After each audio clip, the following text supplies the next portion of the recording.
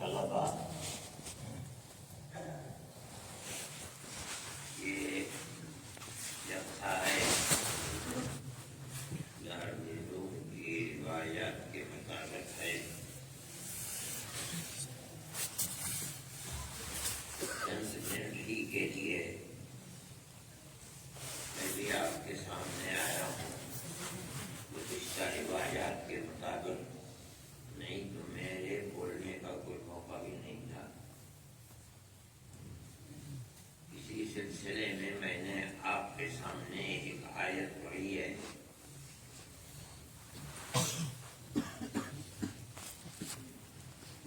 قرآن شریف کے حافظ جو تلاوت کرتے ہیں وہ برابر اس آیت کو پڑھتے ہوں گے جس میں اللہ تعالیٰ یہ فرماتا ہے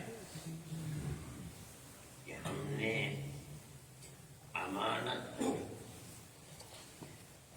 آسمانوں کے سامنے رکھا، زمینوں کے سامنے رکھا، بڑے بڑے پہاڑوں کے سامنے رکھا کہ اس کو قبول کر لو، لے لو، اس کی ذمہ داری اپنے اوپر لے لو. انہوں نے انکار کیا. مطلب ہے کہ انسان کی پیدائش سے پہلے جب ہم نے آسمانوں کو بنایا ان سے کہا کہ امانت کو لے لو. وَالْأَرْضَ بَعْدَ ذَلِكَ دَحَاهَا، زمین سے کہا کہ امانت کے بوجھ کو لے لو. وَالْجِبَالَ أَرْسَاهَا، پھر جب پہاڑوں کو بنایا کہ یہ پانی پر دوڑتی ہوئی زمین تھم جائے تو وہ آسمانوں سے باتیں کرتے ہوئے پہاڑوں سے کہا کہ امانت کے بوجھ کو لے لو. ابینا یحملنها، سب نے اس بوجھ کو سنبھالنے سے منع کر دیا. ہم آپ کے تابع دار ہیں لیکن ہم اس بوجھ کو برداشت نہیں کر پائیں گے، ہم نہیں اٹھائیں گے. پھر جب انسان کو پیدا کیا اور وہ تمام کمالات انسان کے اندر پیدا کر دیے، یہاں تک کہ فرشتوں کے سامنے بات چیت ہوئی کہ ہم اس انسان کو اپنا خلیفہ بناتے ہیں، تو فرشتوں نے کہا أَتَجْعَلُ فِيهَا مَنْ يُفْسِدُ فِيهَا وَيَسْفِكُ الدِّمَاءَ وَنَحْنُ نُسَبِّحُ بِحَمْدِكَ وَنُقَدِّسُ لَكَ. فرمایا ٹھہر جاؤ، ابھی انسان اپنے کمال کو نہیں پہنچا، اس کے بعد پوچھیں گے. انسان کو علم دیا، وعلم آدم الاسماء كلها، جب علم انسان کو دے دیا اب اس کے مقابلے کا کوئی دوسرا نہیں ہے. ثم عرضهم على الملائكة، پھر ملائکہ ہم کرو مقابلہ. وقال انبئوني بأسماء هؤلاء إن كنتم صادقين. قالوا سبحانك لا علم لنا إلا ما علمتنا. انسان کو اس طرح بنایا کہ قرآن کہتا ہے ما منعك أن تسجد لما خلقت بيدي، جس کو میں نے اپنے دونوں ہاتھوں سے بنایا ہے، شیطان تم نے اس پر سجدہ کیوں نہیں کیا؟ مفسرین کہتے ہیں کہ ایک ہاتھ سے بنی ہوئی چیز اتنی باکمال صاف ستھری نہیں ہوتی جتنی دونوں ہاتھوں سے بنی ہوئی. مطلب ہے کہ اللہ یہ فرمانا چاہتا ہے کہ میری قدرت کاملہ کا نمونہ میں نے اپنی مخلوق میں آدم کو بنایا، اس کو سجدہ کیوں نہیں کیا؟ اب اس آدم کے سامنے پیش کی گئی کہ بولو امانت کو قبول کرو. کہا کہ اے امانت کیا چیز ہے؟ فرمایا فرائض، جس چیز کا حکم دیا جائے اس کو کرو اور جنت کے دروازے کھلے ہوئے ہیں، جس چیز سے منع کیا جائے اس کو نہ کرو۔ لیکن اگر فرائض میں کوتاہی ہوئی اور محرمات کو کرو گے تو میرا عذاب بھگتنا پڑے گا۔ یہ امانت کا مصداق ہے۔ حضرت عبداللہ ابن عباس رضی اللہ تعالی عنہما، سعید بن جبیر، مجاہد وغیرہ فرماتے ہیں کہ امانت کا مصداق کیا ہے؟ فرائض و واجبات کرو گے تو خدا کی رحمت اور جنت ملے گی، نہیں کرو گے تو عذاب خدا بندی ہوگا۔ اس کو اٹھا لو۔ انسان نے کہا میں اس کو اٹھاتا، اٹھا لیا اپنے سر کے اوپر بوجھ اور اس ذمہ داری کو اوڑھ لیا۔ اچھا کام کریں گے تو خدا کی رحمت، اور اگر غلطی کریں گے اور وہ کام کر لیں گے جو شریعت کے اندر منکر ہے تو اس کے اوپر مواخذہ ہوگا، یعنی حکم خدا بندی کے خلاف۔ اور یہ بھی فرماتے ہیں یہ مفسرین کہ ابھی اتنا ہی وقت گزرا تھا اس دن کے اندر، آخرت کا دن طویل ہے، جیسے عصر سے لے کر مغرب تک ادھر عہد کیا اور تھوڑی دیر کے بعد شیطان کے پھندے میں پھنس گئے اور نتیجہ اس کا کیا ہوا کہ زمین میں اتار دیے گئے۔ یہ ہے امانت۔ صحیح ہے، امانت اس کو بھی کہا جاتا ہے جن کو ہم حقوق العباد کہتے ہیں۔ جو آدمی تطفیف کا گناہ دنیا کے اندر کرتا ہے، اپنا حق پورا لے لیتا ہے، دوسرے کا حق دنیا کے اندر مار لے، یعنی حقوق العباد کو پورا نہیں کرتا، یہ بھی امانت ہے۔ کل قیامت کے دن وہ پکڑ کر کے اس کو لائے گا اور اللہ فرمائیں گے عد الامانہ۔ یہاں امانت سے مراد حقوق العباد ہے، اس کا حق دے۔ تو کہے گا انا یا ربی وقد ذهبت الدنیا، اے اللہ کہاں سے دوں؟ دنیا میں جو اس کا حق مارا تھا وہ دنیا ہی ختم ہو گئی، اب کچھ بھی نہیں ہے۔ اللہ کو اتنا غصہ ہوگا کہ پھر یہی فرمائیں گے ہم نہیں سنتے عد الامانہ۔ یہ حقوق العباد کے لیے بولا جاتا، لیکن یہاں اس آیت کے اندر جو امانت ہے وہ امانت کا ایک عام مفہوم ہے، چاہے حقوق اللہ ہوں چاہے حقوق العباد، ان کو ادا کرنا اللہ تعالیٰ سے یہاں مغفرت اور جنت کا سبب ہے، اور اس میں کوتاہی کرنا یہ اللہ تعالیٰ کے عذاب کا سبب ہے۔ یہی وہ چیز ہے جس کو امانت سے تعبیر کیا گیا، اور یہ اتنی بڑی چیز ہے، اتنی بڑی چیز ہے امانت۔ فرائض واجبات، چاہے وہ از قبیل عقائد ہو، چاہے وہ از قبیل عبادات ہو جو جوارح سے ادا ہوتے ہیں، اور چاہے وہ از قبیل اخلاقیات ہو، آدمی کا آدمی کے ساتھ معاملہ، ویوہار، دنیا کے اندر معاملات، یہ تمام کی تمام چیزیں اس امانت میں داخل ہیں جس کو اللہ اس آیت کے اندر فرمایا ہے۔ یہی وہ امانت ہے۔ واجبات و فرائض اور محرمات، مومن ہر وقت اس کا خیال رکھے۔ یہی وہ فرائض و واجبات، شریعت کے احکام جن کو امانت سے تعبیر کیا، تمام انبیاء کو اللہ نے دنیا میں اسی لیے بھیجا ہے۔ وہ دنیا کو کیا سبق دیتے؟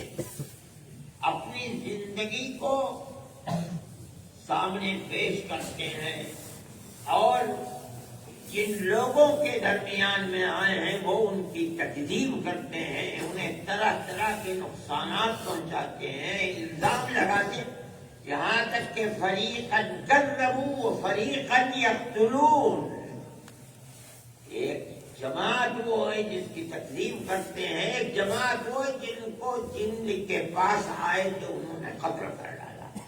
کیا چیز تھی ان کے پاس؟ کیا چیز لے کر آئے تھے؟ صفت امانت، جس کو قرآن نے آسمان، زمین، پہاڑوں کے سامنے پیش کیا اور انہوں نے انکار کر دیا، اور آدم نے اوڑھ لیا، اپنے اوپر لے لیا کہ اے اللہ میں اس کو قبول کرتا ہوں۔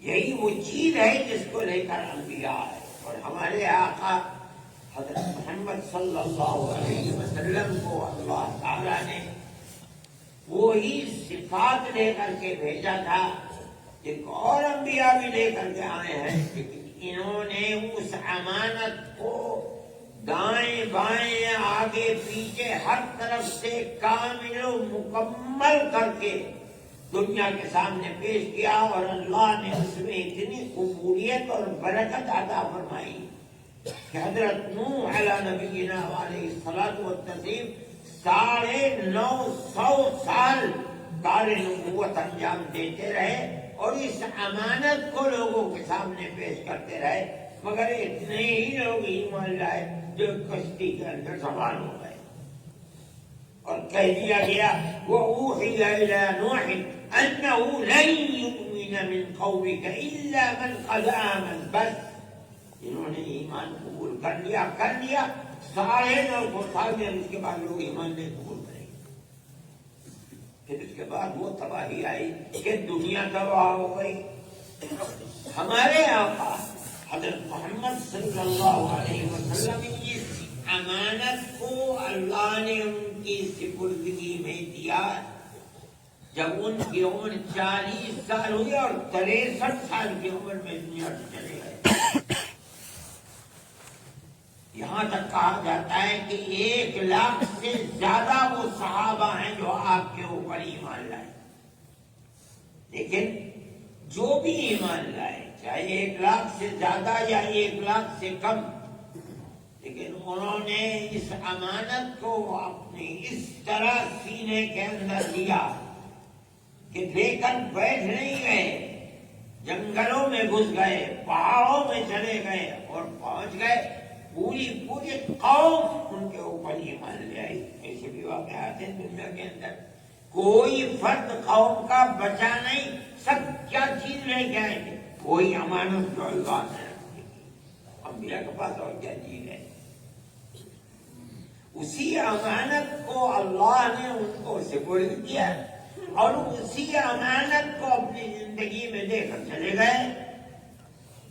صحابہ نے اس امانت کو لیا، جو ان کی بلندی اور برتری ہے کہ کوئی صحابی بیٹھا نہیں بغیر اس امانت کا پرچار کیے ہوئے دیکھا جاؤ۔ اسی لیے نبی کریم علیہ السلام نے صحابہ کے بارے میں فرمایا ہے کہ میرا صحابی جہاں بھی دنیا کے اندر پہنچا ہے قیامت کے دن اٹھے گا تو تنہا نہیں، قائد بن کر اٹھے گا، اس کے پیچھے چلنے والے بے شمار لوگ ہوں گے۔ کیوں؟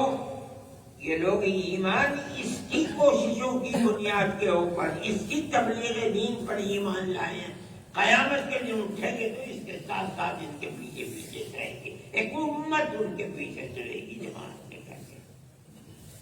تمام پوری چیز نبی کریم علیہ السلام تک انبیاء سابقین سے لے کر جس چیز کا پرچار ہو رہا ہے، امت کے دلوں میں بیٹھایا جا رہا ہے، ان کو سمجھایا جا رہا ہے، ایک ہی چیز ہے، اِنَّا عَرَضْنَا الْأَمَانَةَ عَلَى السَّمَاوَاتِ وَالْأَرْضِ، اسی امانت کا سبب ہو رہا ہے۔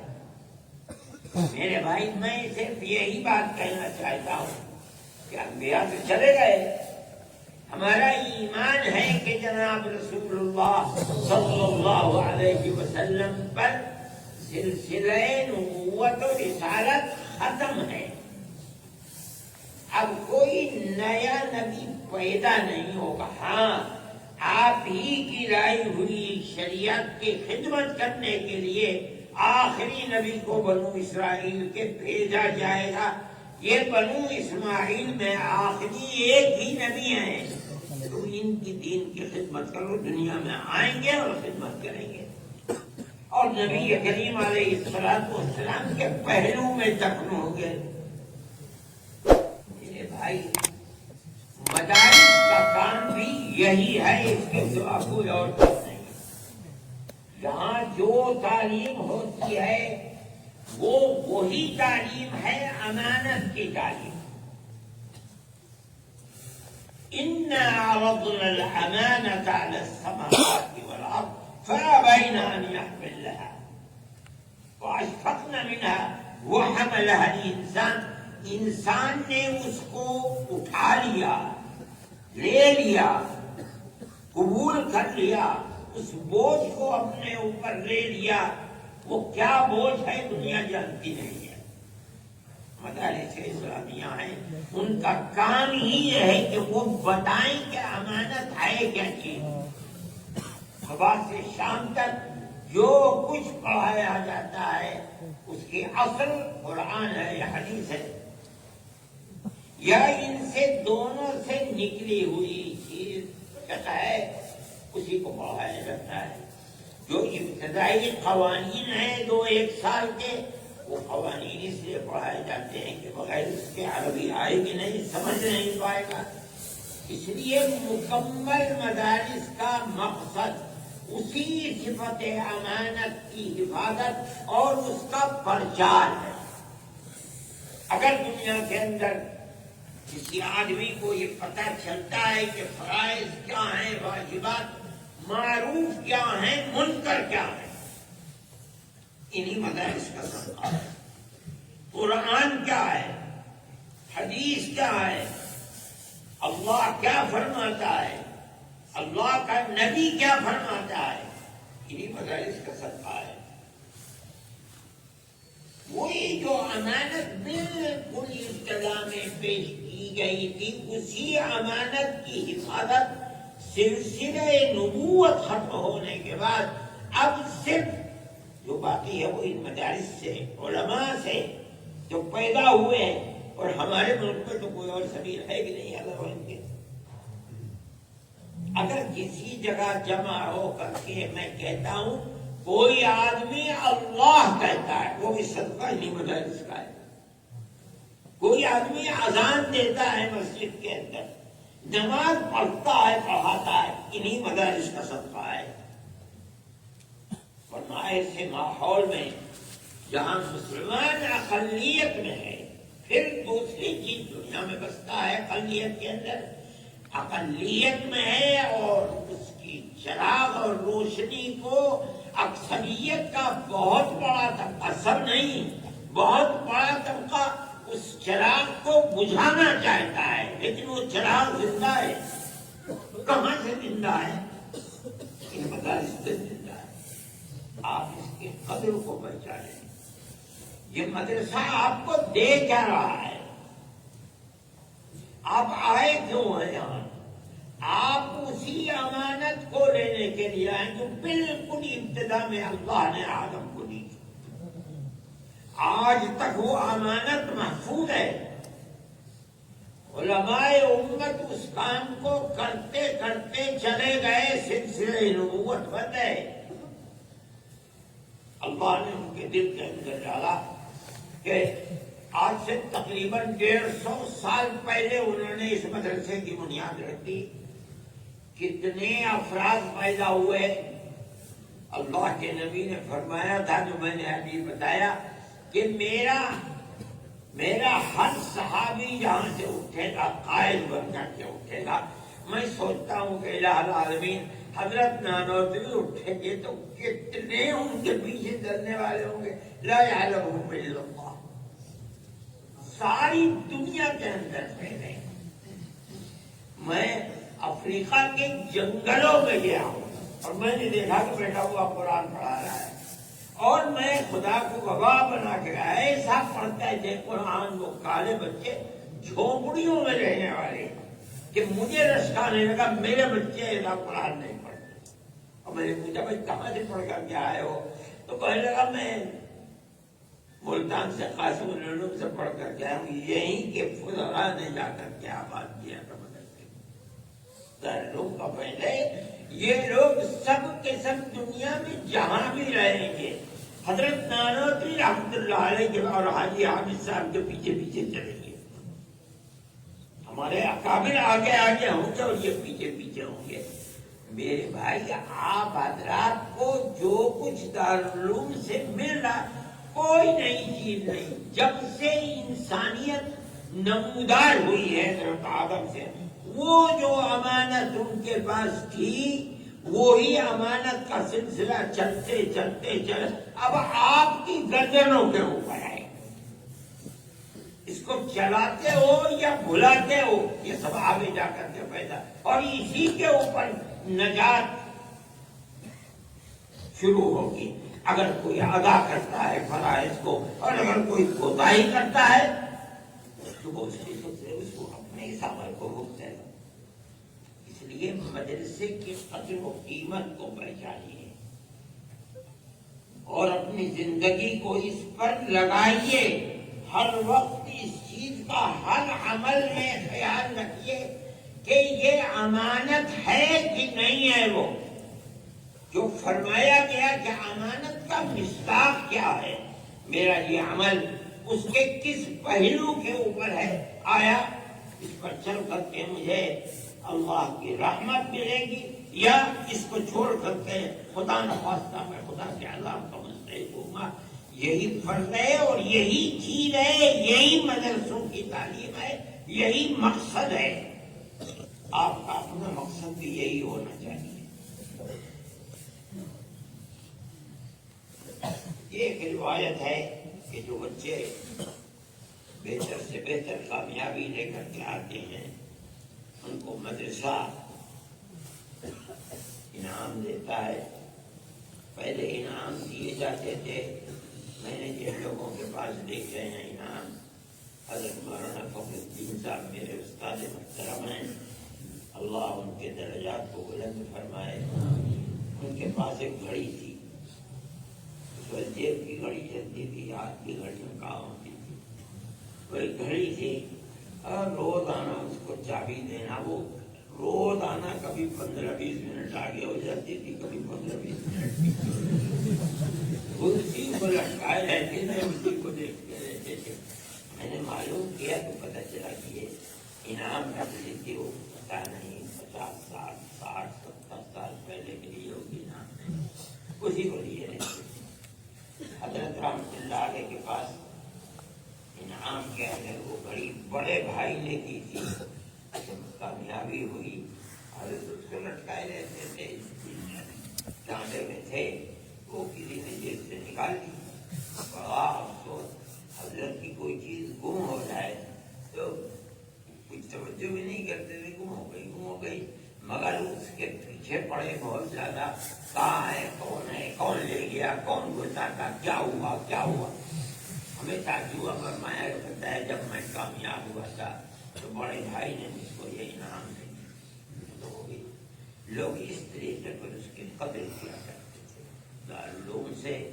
دارالعلوم کے اکابر سے اپنے اساتذہ سے جو تعلق تھا تعلق کی کوئی مثال نہیں ملتی. آج وہ چیز نہیں. اپنے اساتذہ سے تعلق رکھنا ہی چاہیے. حضرت رحمۃ اللہ علیہ سے سنا ہے مجھ کو تعلیم دیتے تھے. مجھ کو سنانے کے لیے کی عادت نہیں تھی. جو اپنے اساتذہ کی خدمت کرتا ہے اللہ اس کو علم دیتا ہے اور جو اپنے ماں باپ کی خدمت کرتا ہے اللہ اس کو دولت دیتا ہے. اور یہ فرما بھی کہا کرتے تھے کہ میں نے حضرت شیخ الہند رحمۃ اللہ علیہ کی خدمت کی ہے. خدا نے مجھے علم دیا ہے.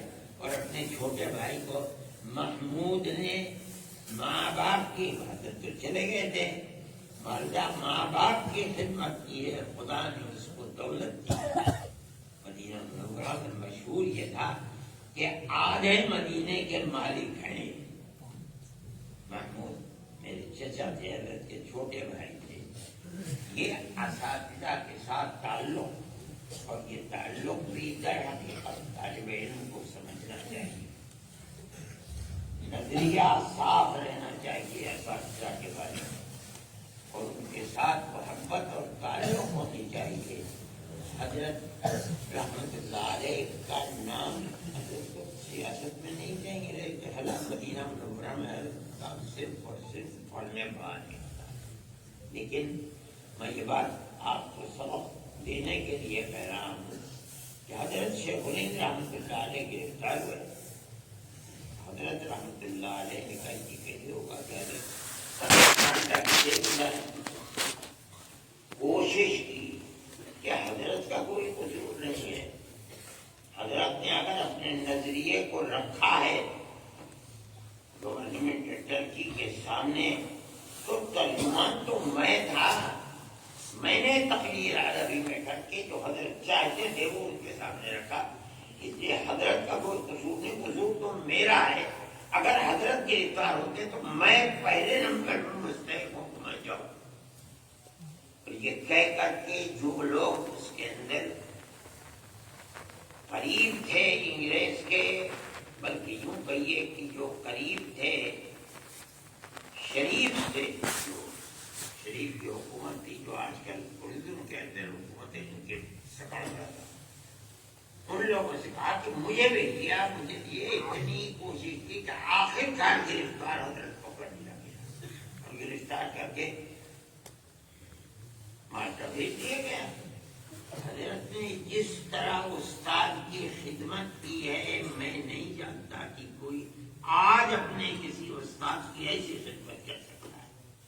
مجھ سے حضرت نے فرمایا مجھے ہدایت دینے کے لیے کہ تم کیا کرو کہ حضرت سے ایک مرتبہ کسی چیز کے اوپر جو وہاں کے قانون کے خلاف تھا، حضرت کے پاس کان سوکھے ہوئے یہاں سے پہنچ گئے، کو گرا دیا گیا. جو جیلر تھا اس نے دیکھ لیا کہ یہ چیز باہر سے آئی ہے کون سی، گھر سے کہا ہاتھ پھیلا. فوراً حضرت کے میرے ہاتھ پر ماریے، میں نے دیا ہے. اور دیا حضرت تمہارا ہاتھ کے اوپر. اور فرماتے تھے مجھے 3 دن کے لیے ایسے کمرے میں بھیج دیا جس میں ہر طرف لوہے کے کانٹے تھے اور پیر میں گھٹنے تک وہاں کیچڑ تھا، اور پورا کمرہ بندہ صرف اوپر ایک سوراخ تھا. جب دن ہوتا تھا سورج اوپر پہنچتا تھا تو وہاں سے سوراخ آتی تھی. 3 دن اسی کمرے اسی طرح کھڑے رہے.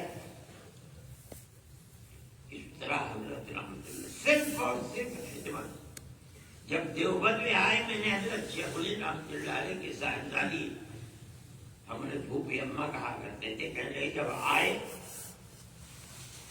تو ہماری اماں نے بات کی اور کہا کہ کیسے گزری اور کیا ہوا ہوگا پتہ نہیں، کیسے ہوا. فرمایا کہ میرے کوئی اولاد نرینہ نہیں ہے، اگر کوئی اولاد میرے ساتھ ہوتی وہ بھی میری اتنی خدمت نہیں کر سکتی تھی جتنی خدمت والی ان کے نام کرتی ہے. میرے بھائی یہ چیز تھی، اساتذہ سے تعلق اور محبت. کوئی چیز ختم ہو رہی ہے، اپنے اساتذہ سے تعلق رکھو، محبت رکھو، ان کی خدمت جو کر سکتے ہو وہ کرو. ان کے دل سے اگر دعا نکلے گی بہت بڑی چیز ہوگی تمہارے لیے. اسی سے تم آباد رہو گے، تمہارے کام عند اللہ مقبول ہوگا. یہ گفتگو تھی، اس میں کچھ غیر ضروری کچھ ضروری باتیں آ گئیں. یہ کتابیں ہیں جو نمبر اول آیا ہے، اس کے لیے نخب الافکار اور اس کے ساتھ ساتھ حدیث الاحولی، اور جو نمبر آیا اول آیا ہوگا افقہ کے اندر، اس کے لیے شروع ملائی ہے.